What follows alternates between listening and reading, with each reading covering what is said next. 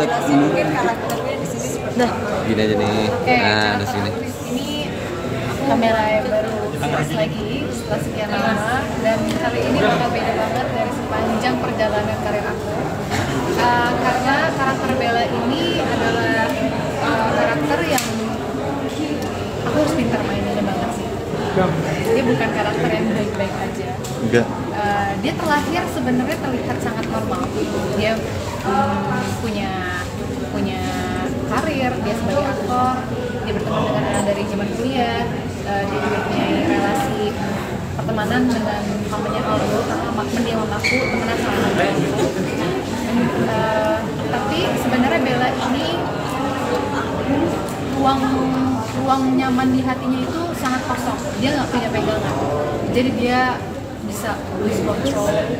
Dia nggak punya rumah atas luka dan emosinya sendiri, jadi makanya pelariannya kemana-mana. Dia sangat disruptif, dia pakai substance, dia juga punya affair dengan seorang.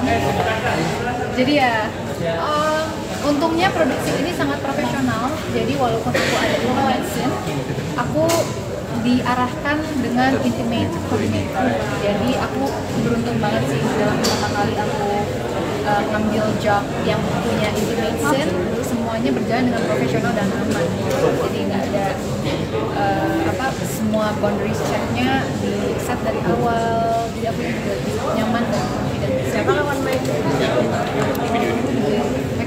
Maxim itu gimana, mungkin ada obrolannya sebelum take atau gimana? Pasti, makanya itu ada intimate coordinator kan.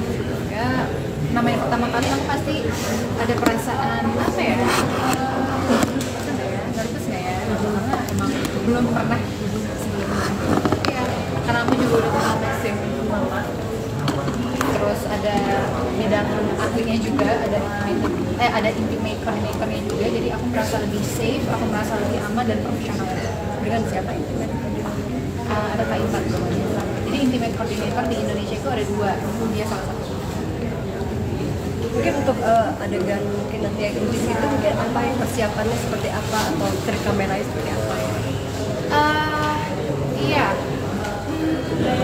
Sebenarnya yang ada intimate scene itu kan nggak cuma aku, Haiko pun ada gayanya berbeda gitu. Kalau aku tuh lebih apa ya? Kalau Haiko dan Maxim itu lebih passionate, lebih space gitu. Kalau aku tuh lebih agresif. Jadi kayak kayak gitu sih. Tapi semuanya benar-benar sesuai skrip, sesuai arahan, dan sesuai profesional juga. Jadi ya aku merasa aman juga. Jadi kayak ada boundary checknya yang kayak part sini red zone, terus ada yang sini masih boleh gitu. Jadi kayak overall aman sih. Ada latihannya juga sebelum take? Ada, cuman nggak full kayak oke nanti kita adegan gitu, kayak cuman gambaran oke nanti kesini gitu. Jadi kayak patokannya udah ditentukan dari awal. Sutradaranya siapa sih Kak? Sutradaranya Mas Dok. Tapi sebelumnya ya jangan ngomongin produksi lain. Tapi udah syuting berarti ya Kak? Udah syuting ini? No, belum. Tanggal 17 baru syuting. Tapi aku ke Jepang dulu, so kayaknya aku bakal live out mereka syuting adegan lain dulu, karena aku emang udah ada kerjaan di Jepang. Jadi setelah aku balik ke Jepang baru aku syuting.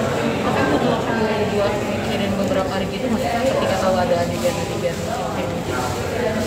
Sebenarnya ini obrolin berdua, mereka itu udah sempet reading jalan, tapi kayak main lagi, aku pikir kayak emang udah lewat kali ya gitu.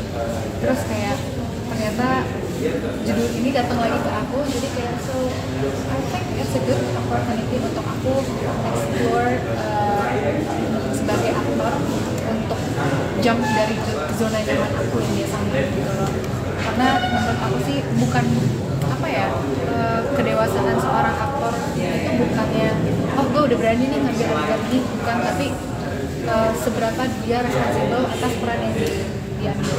Tadi kan juga sempat Kakak bilang bahwa butuh waktu lama main series lagi. Itu pertimbangannya apa sih Kak? Sinetron. Karena sinetron. Karena aku di sinetron.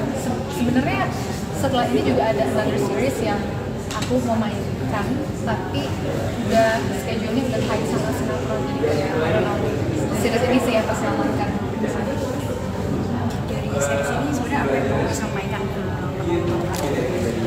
Sebenarnya series ini a lot of things ya, kayak aku seneng sih, aku main series lagi bukan judul yang kayak cuman ya drama romance doang, tapi ini kayak ada suspense juga, terus banyak banget sih, kayak bener yang tadi dibilang, kadang orang yang kita pikir kita kenal, even itu di dalam rumah, dia bakal jadi seorang yang completely different gitu.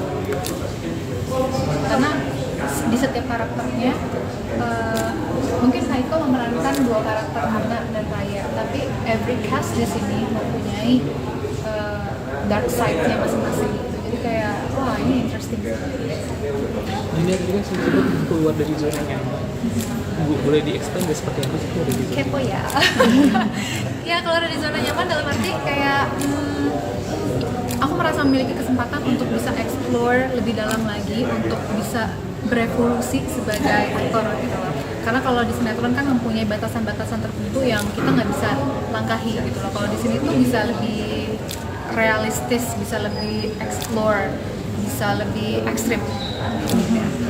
Jadi ya menurut aku sih kagetnya nggak nanggung-nanggung sih orang lihat aku di judul ini sih. So aku cuma berharap aku bisa memainkan karakter aku secara jujur dan believable gitu. Orang tuh percaya kayak gila nih orang sakit gitu.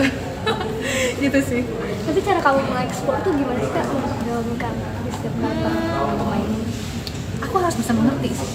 Aku harus bisa memahami. Kadang kan ya kita ngambil peran kayak oke, contohnya aku ngambil peran ini. Ini bukan karakter yang aku nyaman. Tapi aku harus berani, aku harus paham kenapa karakter ini bisa seperti ini. Aku harus bisa accept, aku bisa menerima dan aku bisa paham gitu. Jadi ya makanya tanggung jawab sebagai aktor itu bukan kayak aku pengen milih karakter yang bagus aja nih, yang charming buat gue, tapi kayak lu bisa nggak sih ngambil karakter yang raw, yang mentah, yang lu nggak nyaman tapi relevan gitu sih. Dan keputusan memilih karakter ini karena menantang diri. Iya, challenging sih. Dan kebetulan sekarang kan manajer aku juga adik aku sendiri, so aku di tengah kehektikan aku percayain adik aku untuk kayak oke, gimana skripnya gitu so far, interesting sih. Tapi karakternya gue gini loh, gitu. Terus kayak are you sure gitu, terus adikku bilang yes, dikit sih. Oke. Terima kasih. Tadi boleh foto dulu. Sini kandidat.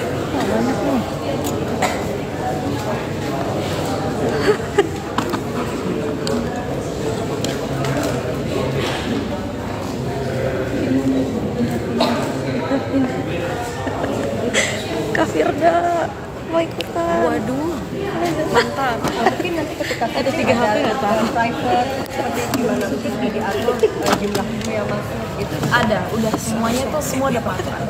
Nah, kok ini kan memerankan jadi 2 orang nih. Nah, itu mungkin ada perubahan fisik yang harus disiapkan atau mungkin meskipun kembar atau gimana gitu? Sebenarnya kalau buat perubahan fisik sih lebih ke, kan pasti Ana sama Raya ini beda cara berpakaiannya juga kan.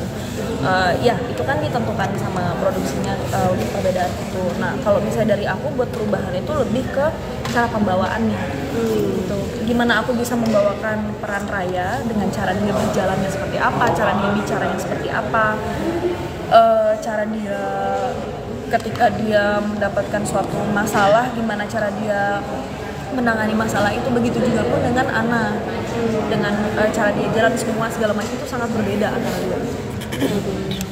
Mungkin ada observasi khusus untuk memerankan kembar ini? Sebenarnya kalau buat observasi khusus lebih ke, pasti kan kita kalau memerankan suatu peran pasti kita cari inspirasi. Jadi kalau aku personally buat pekerjaan aku, dan aku suka observe orang-orang. Jadi dalam keseharian aku lihat misalnya ada orang ini, oh dia kalau lagi ngelakuin aktivitas ini dia gerak-geriknya itu seperti apa ya, oh ternyata ada orang yang reaksinya seperti ini terhadap suatu situasi, ada orang yang berbeda juga gitu. Dan bisa dipelajari, oke, orang yang dengan background kehidupan seperti ini mereka turn out jadi apa, bukan berarti kan mereka punya background story yang sama tapi semuanya akan turn out jadi sama gitu, pasti kan semua berbeda-beda. Jadi little bits and pieces dari situ aku gabungin untuk jadikan karakter yang aku perankan. Tapi lebih susah mana antara siapa tadi, Raya sama Ana itu? Dua-duanya susah sih. Dua-duanya sama-sama punya challenge sendiri kan. Dua-duanya tuh ya aku memerankan orang-orang yang berbeda dari aku sendiri kan. Tapi punya mungkin strategi apa supaya nggak ketukar, mungkin nanti ketika waktu scene-nya si siapa Raya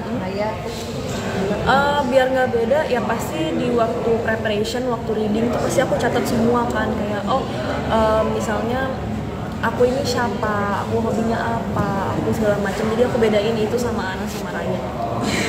Bikin playlist nggak sih Kak Haiko? Satu pertanyaan. Bikin playlist nggak? Bisa kan karakternya beda, jadi bikin playlist gak buat masing-masing karakter? Playlist apa tuh? Di lagu mungkin. Oh enggak sih, kalau aku nggak pakai playlist lagu sih biasanya. Pak Eko boleh foto dulu. Oke. Fotoin. Ya boleh berdiri nggak foto? Oh iya boleh.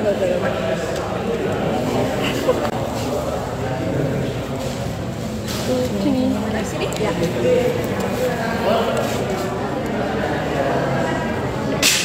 Eko sini. Terima kasih Haiko. Eko sekali lagi ya. Banyak ya. Oke.